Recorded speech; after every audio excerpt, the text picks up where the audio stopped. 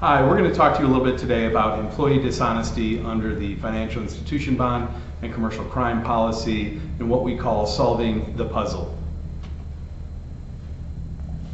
So there are essentially two basic areas that would be focused on when we're talking about misappropriation by an employee. You have one, the employee dishonesty language, and in that particular context you would be considering the loss and how it's defined within the policy.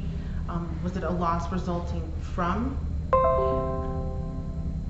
Additionally, if there were fraudulent or dishonest acts, and if the individual that has been identified as causing a potential loss, they are in fact an employee.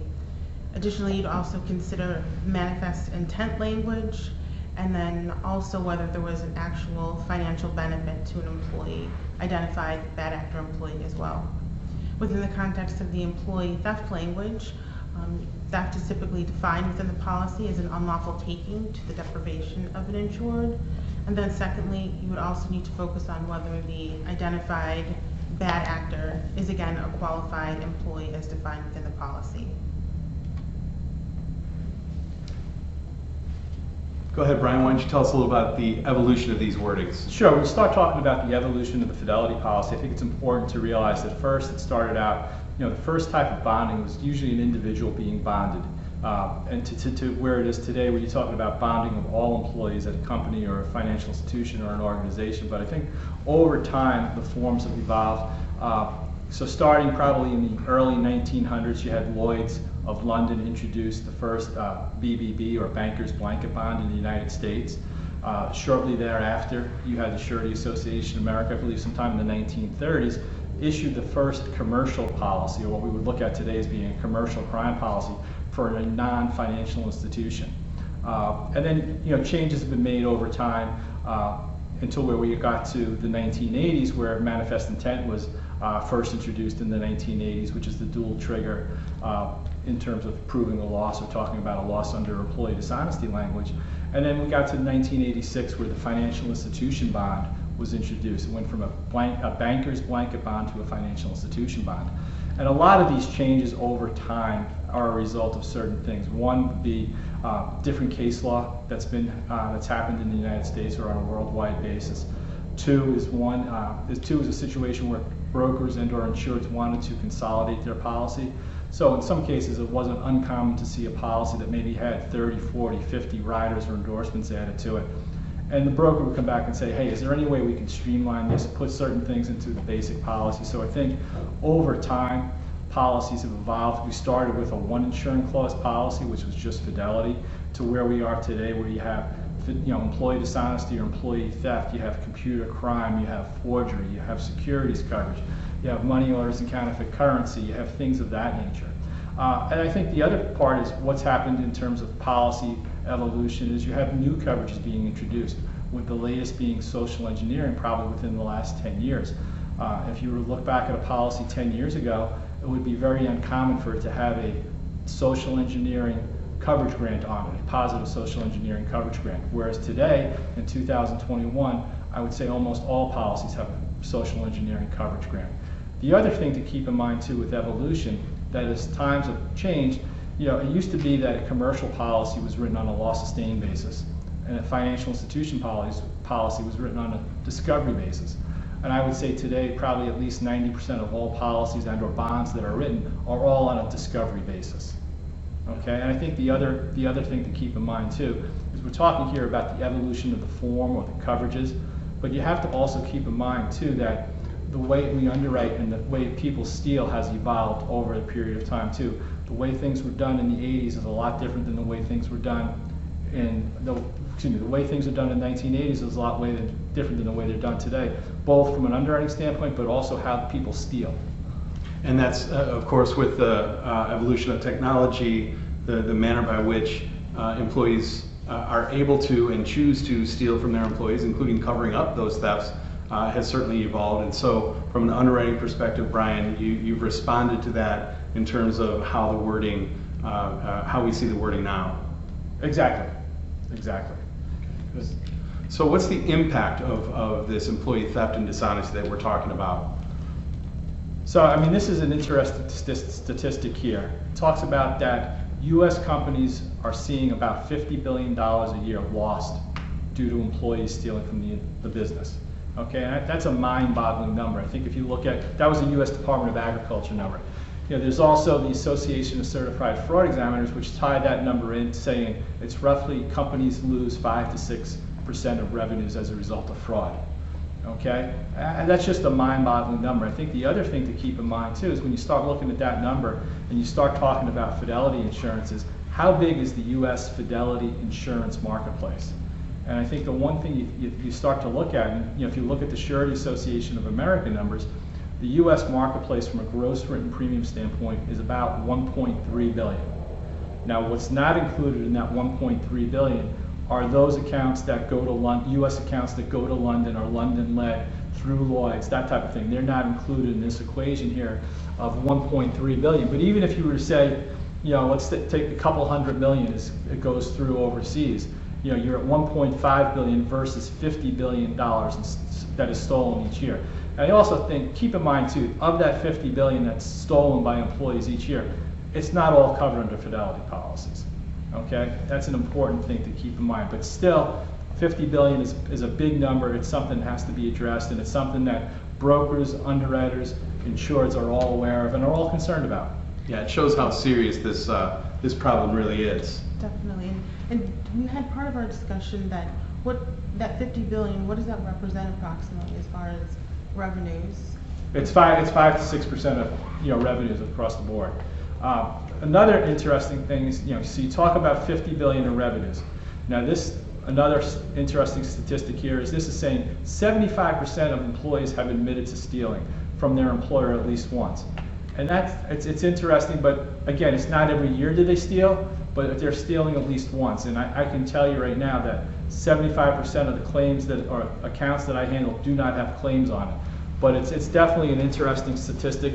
And I think what's important also to realize is, okay, if so many people are stealing and companies are losing so much money, what impact does that have on the overall company itself? And Stefan, maybe you can just touch base on that and the other policies that could potentially get impacted by that. Yeah, well, this statistic is equally as mind-boggling as the 50 billion figure, that 33% of all business bankruptcies in the US are the result of employee theft. So you think about the ripple effects of one person's theft that might bring down a whole business. You're talking about the elimination of jobs, people's livelihood, etc., plus additional litigation that spawned from that bankruptcy, including directors and officers liability, fiduciary liability, or employment practices type liability claims that all result from the bankruptcy, which resulted from the employee theft. So again, another example of how the ramifications are significant, but Pia, that doesn't take into consideration all the businesses that have a significant loss that was actually paid out by insurance, and therefore they did not file bankruptcy. Correct. So it definitely shows how this industry is a benefit to small businesses, large businesses, when in fact they do have a claim and it's subsequently covered under their bond or commercial form as well, that we're really helping a lot of companies to recover after they've unfortunately suffered one of these types of occurrences. And we should say that they're not frequent occurrences, so many times this may be the only time that even a long-term insured may actually have to use this particular coverage. But I think also it's important on that one slide too, it gives you a little bit of the mindset when an insured does have a claim, what they could potentially be worried about. Not only is it a situation where it's probably their first claim, but they're also worried about the overall, livelihood of their business or the livelihood of their employees and what could potentially happen as a result of this. Pia, do you want to address a couple of these common claim scenarios for us? Certainly, and we've really bullet pointed several of the most common types of occurrences that you'll run across when handling these types of matters. And we'll just touch on a few of them in our presentation today. I'll touch on the credit card or purchasing card fraud. Those typically involve an employee who is using a company credit card or a purchasing card that's assigned to a particular department or unit and the individual is using that card to make unauthorized or non-business related purchases that are ultimately paid for using insured funds.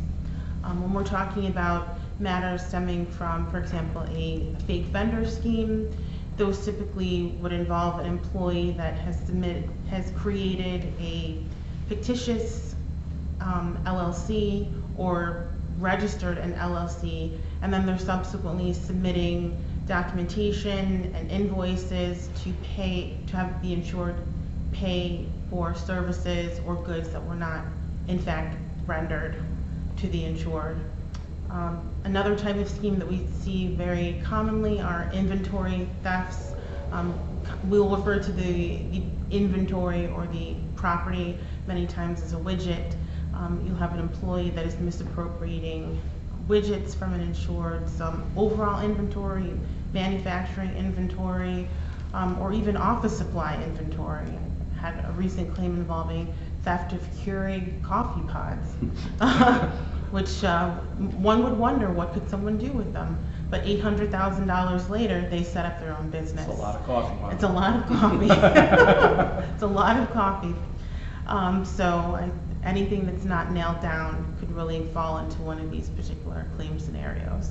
And I think you see these scenarios which are the same types of employee dishonesty scenarios that have been happening for decades and decades, but now, as you talked about, Brian, with the evolution of technology and the evolution of the manner by which fraud occurs, all these scenarios that are bulleted here, they all happen through use of a computer. They all happen with technology, and it makes it more difficult to investigate, more difficult to detect, and thus these types of fraud schemes, fake vendors, payroll, etc., can go on for years and years undetected.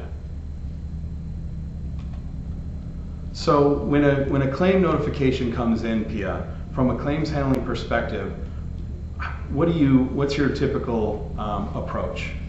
Certainly, Stefan. When you're handling a new loss notice, from the onset, you want to scope what occurred. You want to find out who was involved, what actually occurred, when did the loss occur, not just the loss, also when was it discovered. You must also consider where the loss actually was incurred, whether it was in the United States or perhaps an international location, and how that may color your evaluation under your particular policy. Many policies are issued on a worldwide basis, but you may also run into a policy that is US based only, and the insured may have a separate policy for international locations. And also you'll want to consider the mechanics of how the loss occurred, was it progressed, again through the use of technology. Was that used by a particular bad actor employee to cover up their misappropriation? There's many things that you would want to consider in the puzzle of managing a claim. So what we're trying to do, just like a puzzle, you start with the corners, you work around the edges, and then you work your way to the middle, so you have a complete and clear picture of what that fraud scenario looks like, so that you can then turn to coverage and make a coverage determination. Correct. So the first question, of course, we're talking about employee dishonesty or employee theft, so you have to answer the question of who stole the money. You have to make a determination of whether or not the threshold component of coverage is satisfied. Was it an employee that engaged in the subject conduct? The common definition of employee would include someone who is in the service of the policyholder.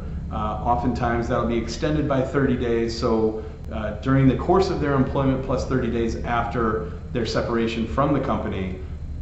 And an employee is someone that you have the right to direct and control while they're performing services for you. There's certainly other variations on the definition of employee, but again, from a threshold perspective, you have to make the determination of whether or not the bad actor involved is an employee, because if it's not an employee, as your particular policy defines that term, then you don't even need to move on to the other questions. But if you assume, for purposes of this discussion, Brian, that we have determined that an employee is involved in a misappropriation, then you have to answer the question, what? What was taken? And I think when you look at this slide here, I think if you look at preliminary consideration, we have here, does it constitute a loss? I really think we want to change that, because when you look at a fidelity policy, we're always talking about, does it constitute a direct loss? Okay, what was stolen? Okay, and typically you're going to have, it could be one of three things: money, which has a pretty standard definition across all policies; securities, again, pretty standard definition; and then when you look at other property, okay, you're talking about tangible property, something that has intrinsic value. You can feel it, you can touch it, that type of thing. You know, think about an example of other property that might not be covered would be, trade secrets would be a situation where that doesn't have, you can't touch it, you can't grab it, you can't steal it. Also there's other examples when you start talking about, computers and technology and different things like that. What happens in one of the situations we had discussed prior to this is what happens if you start stealing PIN numbers and you start stealing vouchers or code numbers and things of that nature. And maybe those codes or PINs are representing tickets or validation codes and stuff like that. Maybe Stefan, you want to just maybe touch a little bit on that, but that's something again that we see more and more of now as we talk about technology being greater than ever before. That's exactly right, and sometimes the wording doesn't contemplate the way things are actually done today in commerce, and that's just the nature of it. The evolution of the wordings has done its best to keep up with the changing times, but the reality is things are stored electronically in the form of digitized numbers, vouchers, pins, as you said, etc. If a PIN number is taken, or if a voucher is taken, that voucher can then be converted into something of value, but it in and of itself is not tangible and has no intrinsic value in and of itself. It doesn't constitute money, so it's definitely not money, it's definitely not other property. Is it a security? Is it something that qualifies as a token, ticket, or in current use? Is it something that represents a medium of exchange, something that can be cashed into money? And what we're seeing is those types of scams, while they may cause a loss, as you say, Brian, it may not be a direct loss, or it may otherwise fall within an exclusion for theft of confidential information. Or potential income. Or potential income under the indirect and consequential loss exclusion. So these are difficult claims to investigate. They often result in a disagreement over the application of coverage, because those types of electronic codes don't fall neatly into one of these three categories. So have you satisfied the question of what? Have you determined that an employee took something that's of a covered nature? So the next question, if you have an employee who took something that's otherwise considered to be covered property, Pia, what are some of the timing concerns that you're looking for when you're analyzing a claim? Certainly, Stefan. At the onset of a claim, you really want to understand when the insured discovered a loss, and also when it was discovered by a qualified individual where their knowledge could be imputed onto the insured with regard to discovery. Many policies will have designated persons with regard to discovery and knowledge of a potential loss under a policy. So you want to consider, was the loss discovered during the policy period? The insured may potentially provide one date of discovery, but your subsequent claim investigation may indicate that a loss was potentially discovered sooner or in a prior policy term that may have, for example, different limits, different deductible or retention that will impact your analysis. Additionally, once you have a sense of when a loss was discovered, then that will give you your time period of when the proof of loss will be submitted or due to be submitted by an insured. Most policies have either a 6-month or a 180-day time period of when an insured is required to submit a proof of loss post-discovery. And so these are a few points of inquiry to address those issues that Pia raised, questions around timing.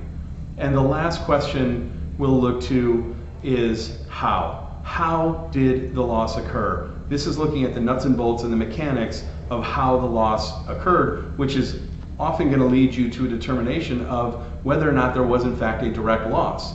which of course you have to consider your jurisdiction to determine whether or not the loss involved constitutes a direct loss under your particular jurisdiction, or if you're in a jurisdiction that considers proximate cause to be the appropriate standard, you have to take all that into consideration when you determine how the loss occurred, whether it was direct or whether or not you're in a jurisdiction that may interpret that more liberally. And we've bullet pointed here for you some additional potential areas of inquiry that get around the question of how typically we would ask a series of questions of the insured, or potentially have meetings or examinations under oath to really put the pieces of the puzzle together so we know what that picture looks like. Thank you for listening. We hope you've learned something. All the best.